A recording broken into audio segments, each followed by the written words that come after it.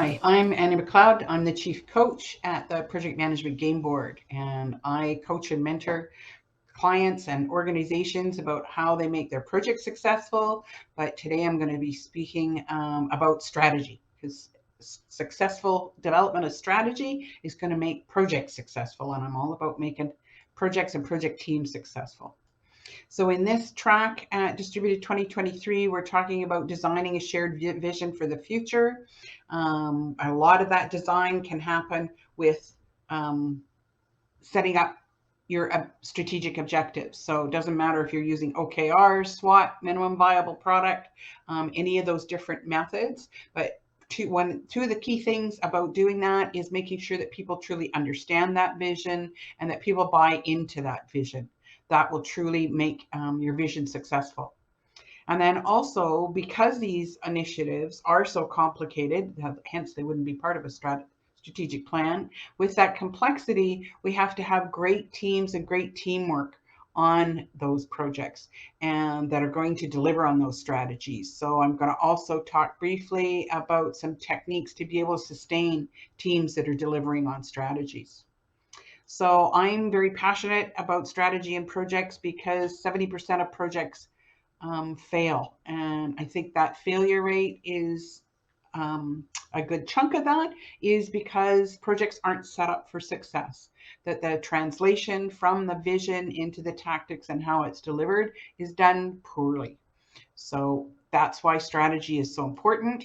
And then I'm obviously very passionate about Miro. And a big part of that is because it's allowed to take my face-to-face coaching practice and facilitation practice.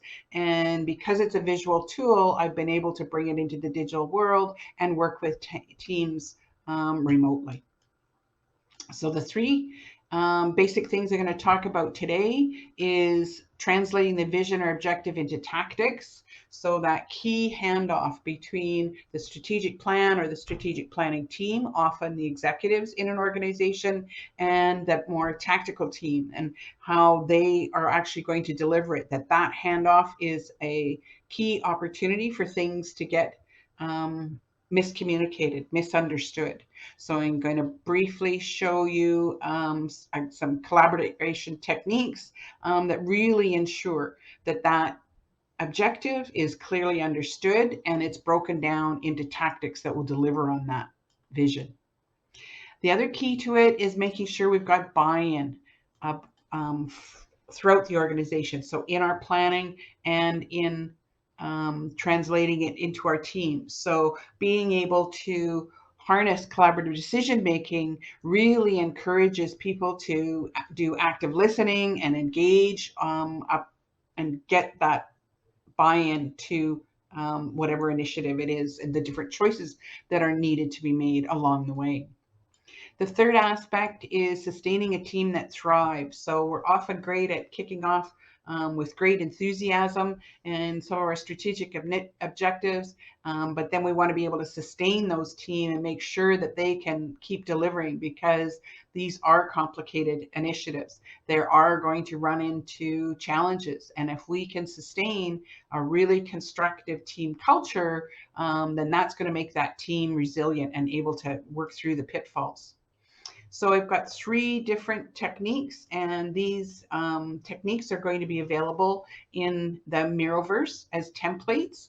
So very briefly, the first one, as we talked about, is delivering, translating those objectives from the senior executive into the tactical team. So it's made up of two key activities. There's two on the left about how we initiate project priorities and define project success, and then how those are developed, and then the team themselves translate those through brainstorming, grouping, and then pick charting of what are the tactics that are going to deliver on those initiatives. So this really works well because it really harnesses the knowledge of the organization.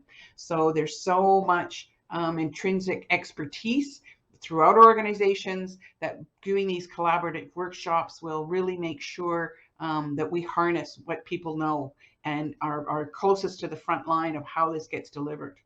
And also, because we're doing it in this kind of a method, it really gives people some engagement and buy-in and really encourages their role in the organization, because they get to influence the how. They're not just being told from on high how this is going to be delivered. They are able to influence what it looks like. And these techniques aren't complicated. They're being able to be done in a couple of hours so we can deliver results quickly. The second piece is collaborative decision making. So this is a series of being able to brainstorm and then vote, and then people explaining their vote and then voting again, and then ultimately communicating the results of that decision. So when we do collaborative decision making, we get decisions made is one of the key benefits, because to keep our projects moving forward, we have to get those decisions made and keep moving our projects along so we can deliver those results.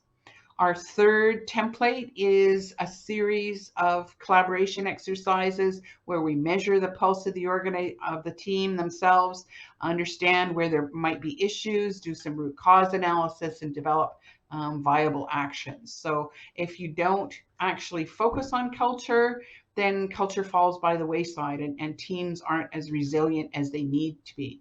And by having these exercises being done frequently, it reminds teams of how important culture is, and make sure we get to the root cause and solve problems before they happen. So I think if organizations take any one of these techniques and try them after their next strategic planning session, it's a great way to introduce collaboration in your organization. And as I said, all of these will be available in the MiroVerse. Just look for Annie McLeod. Thanks for your time.